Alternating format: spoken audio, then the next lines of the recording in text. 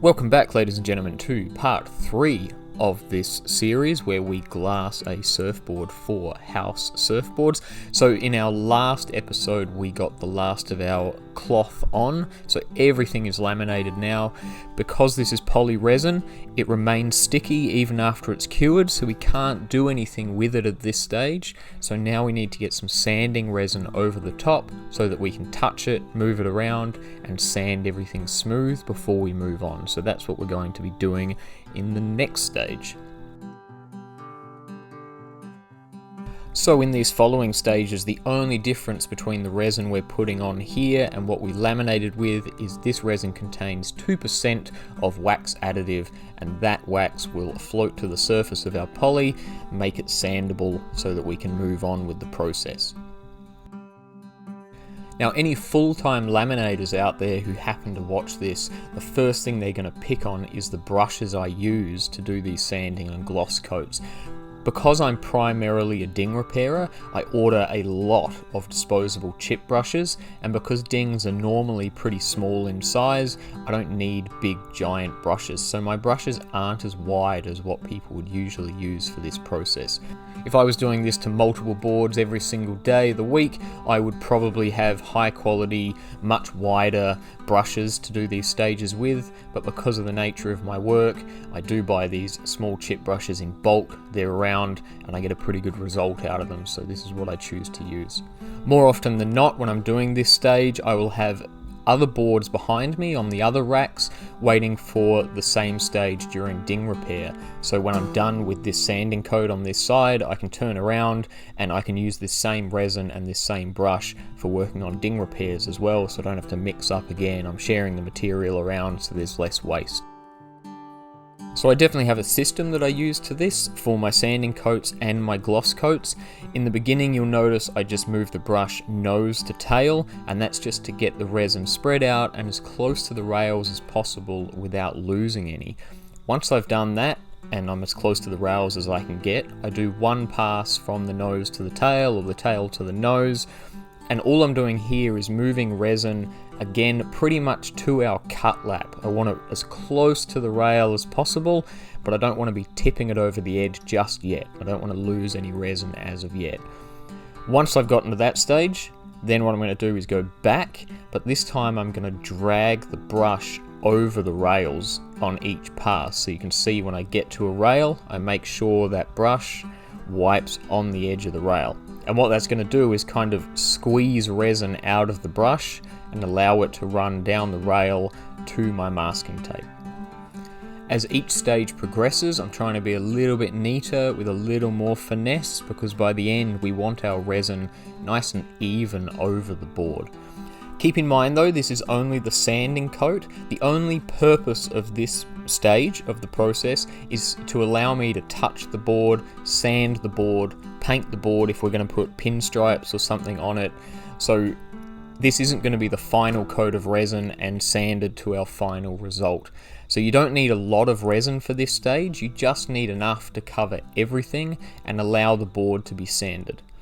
So the entire deck is now covered in resin and all of our rails have resin running down them. So once I get to the end, I guess we're going to load up a little bit more just to kill the rest of it. But now we can run along the rails and just tidy up those drips because we've got resin running down those rails.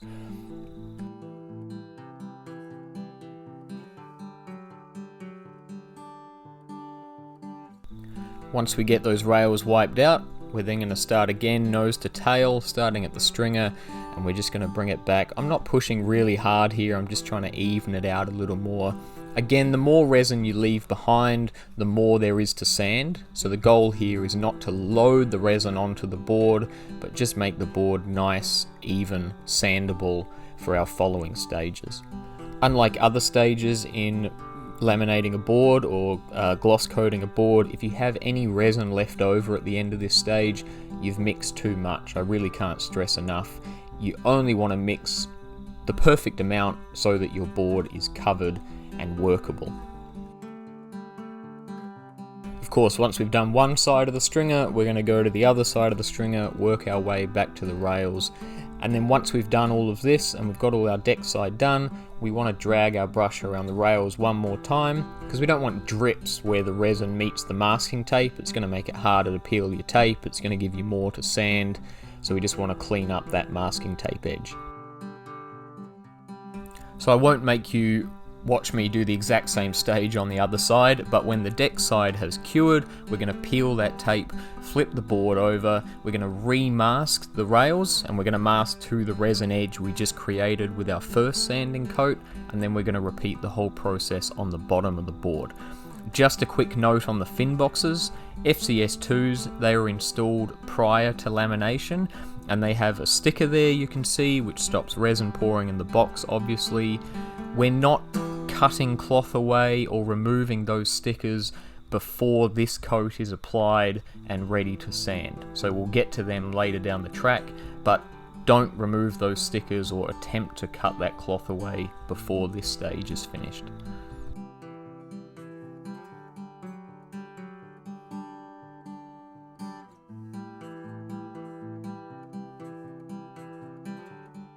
Of all the stages of glassing a surfboard, this is my favourite one. So the final sanding coat has gone on, so it still needs to be sanded, leash plug still needs to go in, but this is the first chance you get to actually pick the board up and feel it as if it were fully glassed. So this isn't one of my shapes, this has been glassed for house surfboards, but this is the first chance now that there's wax additive in that sanding coat that I can really pick it up and feel it, and he can come in and pick it up and feel it as well. The whole board still needs to sand, leash plug, pinstripes, and then that gloss coat will be put on, and then it'll be sanded again and polished at the end. But yeah, this is the first time you get a chance to really feel how the board is going to turn out and not get resin in your armpits and all over your t-shirt. So now that we've got sanding resin on both sides of the board, we can of course do everyone's favourite chore, which is to sand. And the whole point of this process is to bring out of our lamination what the shaper put into the foam. So any high areas of cloth we can sand smooth, and we can sand it to the profile of how the blank was shaped. If there's brush marks in the resin, we need to smooth them out. Any high areas of cloth around the nose, the tail, any relief cuts, we need to sand them nice and smooth, nice and flat. And remember, our last layer of cloth from the deck down to the tuck was free lapped, it wasn't cut lapped, so there's going to be some ridges of cloth there. We need to get all of them nice and flat and smooth. A common mistake people make when laminating surfboards is they try to finish the board off with this stage. So they're going to try and make the board perfect at this stage, and trying not to, for instance, expose the weave of the cloth. Now, keeping in mind that we're sanding with 120 here, if we wanted to sand this board all the way to 1200, there's no possible way. We're going to end up sanding all the way through our cloth and exposing foam, which is a big no-no. We don't want to be dealing with that. So our only purpose here is to get everything perfectly smooth, shaped to the shape of the blank that the shapers provided us with, and, as was mentioned earlier, to open up these fin boxes. So the sticker that covered these fin boxes sat on the high part of the box. That's all now sanded nice and smooth. We had one air bubble in each box, you can see it just there, so we're going to need more resin to fill that air bubble. You can see where I've sanded, there's a little bit of cloth weave exposed, so we're going to have to go over with resin again just to hide that weave and get it all tidied up again. So we're not going for perfection here visually, we're going for perfection here shape-wise. Once we have the board beautifully sanded, nice and smooth and to the shape of the blank, then we can go ahead and install the leash plug. Honestly, this could be a video just in itself. I'm really OCD when it comes to leash plugs, and I have learned a few things along the way, so maybe one day we'll do that. But we'll get that leash plug in, we'll get it all sanded down, opened up, and then usually at this point I would apply the pinstripes to the cut lap. But in this particular board, Justin decided that he didn't want a pinstripe, so there's going to be no paint on this board. But just keep in mind, if you're doing a board at home and you're going to pinstripe it, this is when you're going to pinstripe it, just after this leash plug has been applied. So once your leash plug is in and your pinstripe is done, if you're going to do a pinstripe, we're going to mask off again for our gloss coat. And this applies to the sanding coat masking as well. You'll notice here, when I'm masking off the nose, my masking tape is going to wrap underneath the nose or any point like this which is sensitive to sanding. If you imagine for a moment our masking tape wrapped at the apex of the tip of this nose, then when we try to sand our resin edge out of it at the end, we're sanding a really tight point and there's a good chance we're going to sand through. By wrapping our masking tape under the nose to a flat area, we're going to have a much easier time sanding away that resin edge. You'll notice in the clips of our first sanding coat at the beginning of this video, the masking tape does the same thing here at the nose. And you'll see on the tail it also did the same thing. So I didn't mask the apex of that thin tail, I masked underneath the tail on the opposite side. Now with our upcoming gloss coat, there's going to be a big difference on the tail here. And the difference is going to be we need to create our hard edge on the tail to give the board some release in the water. So instead of masking underneath the tail to the opposite side, what we're going to do here is we're going to create a resin dam out of tape to help create that sharp edge. I'm not going to lie to you and tell you this is an easy step. I struggle with it myself still, and it does take a little bit of finessing of the tape. But if I could give you two main tips when it comes to this stage, they would be, firstly, just because your tape is 18 mils wide doesn't mean you want 18 mils of tape sticking up above the board to create your resin dam. I get so many boards in for repair where I can actually tell the width of the masking tape they've used to do this stage because they've used the entire width of the tape to create that masking dam. Once you pour resin onto this board, it's naturally going to drain towards the tail with the rocker of the board. So what we want to create is enough dam to hold resin, but enough that as the resin starts to pull towards the tail, it's able to run over the top of the tape and down off the tape onto the floor. As a general rule of thumb, I would say you wouldn't want any more than 5 mils of tape sticking up above the surface of the board. The second tip I would give you on this is play around with the tape and get it so that you don't have the tape folding and kind of corrugating as you wrap the rail. If you pull the tape too tight, it's going to curl up and corrugate, and if you have it too loose, it's going to kind of lean back away from the rail, and you're going to end up with resin kind of sticking outwards from the board, and that's a lot of extra sanding. So finding the right tape tautness is a difficult thing to do, and I think the true art behind good resin dams on tails. Once we've drawn our line under the nose with our narrow tape, and once we've masked off our resin dam with our narrow tape, then we can mask along the whole board with a wider tape, just so the resin's all going to run to the floor and not the other side of the board. And when we're masking from the end of our resin dam to the nose, that masking can be along the apex of the rail, because that's kind of the widest part of the rail, so there's not going to be a lot of risk of sanding through on that area. And just as one final step, I'm just going to jack the tail of the board up a little bit. I'm not trying to make it perfectly flat, but like I said, the resin is going to pull towards the tail. So to combat that, we're just going to elevate the tail a little bit, flatten it out a little bit, just so we don't have a huge amount of pooling, and we can control the resin a little easier with the brush. So generally for a gloss coat, it's basically the same step, it's the same kind of resin, it's just a poly resin with a 2% wax additive. I'm going to mix up slightly more than I did for the sanding coat. So I think from memory, the sanding coats on this board were around 400ml, and the gloss coats for this board were around 450ml. Keeping in mind that we've sanded everything smooth, all of our glass and resin on the board thus far is to the shape that the shaper intended.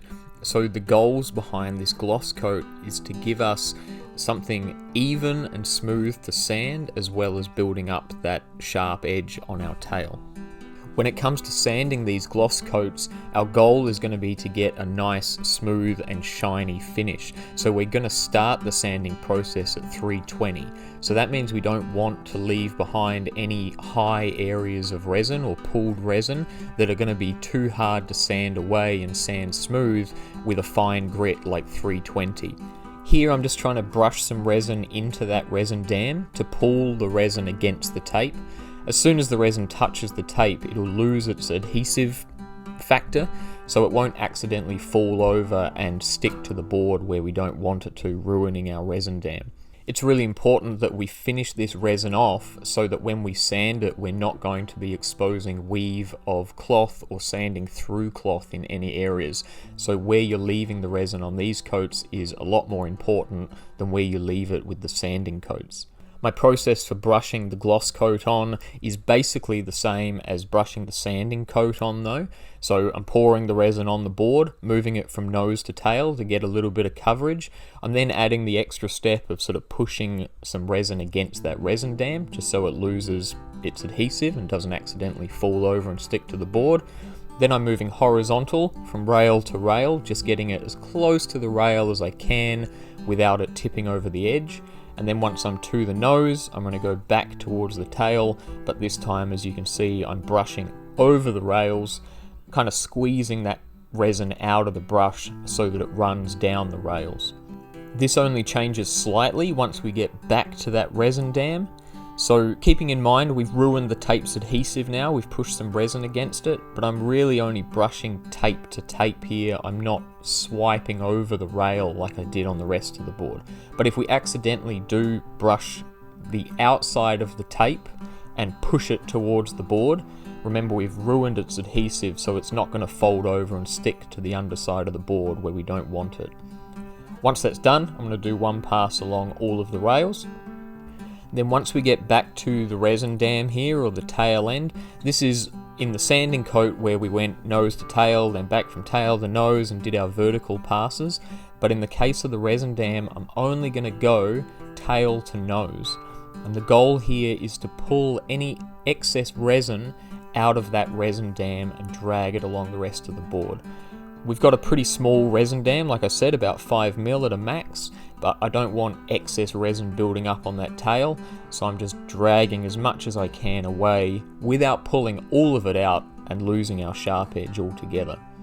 You'll notice that I'm wiping the brush off before each pass, so I don't want to be dragging resin out of that dam and then just putting it back when I do my next pass. So after each length, I wipe the brush off, remove a bit of resin from the brush, and start again. The resin will continue to pull kind of towards the tail just naturally because of that rocker profile, so it's pretty hard to pull too much resin out, but it's really easy to leave too much resin in place. Once we've finished those vertical passes from tail to nose, I'm going to go around the rails one last time and make sure when I get to the nose, because our masking tape wraps under the nose, we're just going to make sure there's resin actually all the way to the tape under the nose. Back along the rail for that final pass.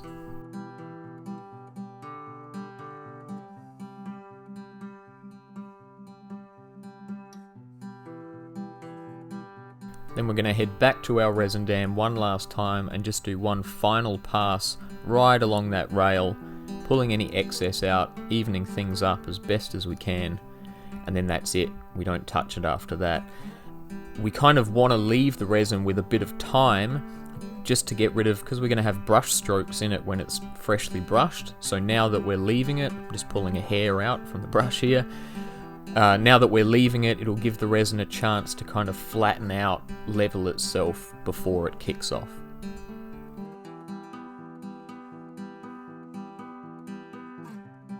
Once that resin's kicked off, we can peel our tape, exposing our hard edge. Hopefully we've done a pretty good job. In my experience, there's always going to be a little bit of finessing to be done with the sander, but the cleaner you can get that masking job, the better. It's just going to be less sanding in the long run to even it all up.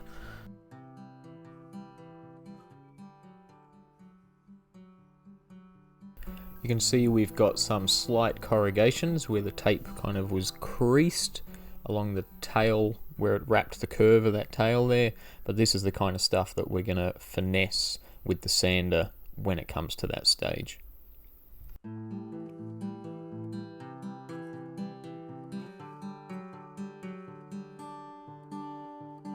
So once that's all cured, we can flip the board over and we're ready to mask off for our gloss coat on the deck side. And the only real special masking here is we're just going to make sure that our masking on that tail end is sitting on the edge of our sharp edge that's above the level of the surfboard, if that makes sense. Hopefully it makes a little more sense visually, but let's put it this way. We're trying to mask our tape as close to the floor as humanly possible on this tail end. Once we get here, we just blend up normally to the resin edge we've created, and same on the nose. We've kind of masked over the top this time because on our last coat it went underneath, so we're just following the resin line we've created on our previous gloss coat. We of course have a leash plug to contend with this final coat, so we're going to mask that off and cut that masking tape as close to the hole in the leash plug as humanly possible. Once we're all masked off, we are ready for our final coat on the deck side. So this one's not going to differ from the sanding coat in any way, other than we're mixing about 50 ml extra of resin just to make sure we get good coverage. But we're going to follow the same process. So pour the resin on, spread it from nose to tail roughly just to get some spread basically. Then we're going to go from rail to rail just to get it as close to that cut lap as humanly possible.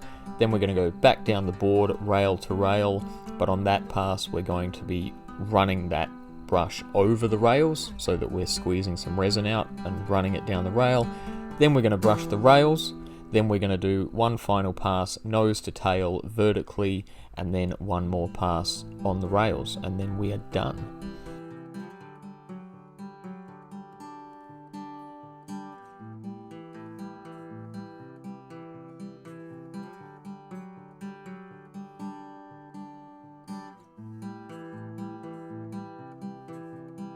So the only thing to do now is to sand it, and the entire deck side I start my sanding at 320. With most boards that I do, there'll be pinstripes on this side of the board, but because we're starting at 320, we're avoiding the risk of sanding through this gloss coat and hitting the paint and sanding away a portion of our pinstripe, which is a royal pain in the ass. If you're worried about doing that, you can actually just sand up to your pinstripe, but don't start going over your pinstripes until you start wet sanding at 400. That will work as well. 320 should be plenty coarse enough to get rid of any lines from where your resin met your masking tape on your rails, but not so coarse that you're going to expose weave of your cloth during the process. Once we get to the hard edge by the tail, 320 may not be coarse enough to kind of tweak that hard edge and get it all symmetrical, so I'll normally step down to 240 at this stage and use the 240 to kind of tidy that hard edge up. 120 is a little too coarse because you can easily expose cloth weave, but 320 is not quite coarse enough to kind of shape that resin the way you'll want it. Once I've got the shape out of that hard edge that I want, then I'll switch to 320 and keep going on the rest of the underside of the board, get everything sanded from there. Same goes for a shape like this that has these little wings by the tail. I'll do them by hand as well. Getting the machine in there is likely to expose some weave and maybe even sand through. So once our whole board is sanded with 320, our noses and little wings are done by hand. Our resin edge down by the tail is started at 240, but then we've brought that up to 320 when we've done the rest of the board. Then we're going to move it outside and we're going to wet sand with 400. Everything is going to get wet sanded, and then in this particular case, in fact with every brand new board I do, they all get sanded up to 1200 before polishing.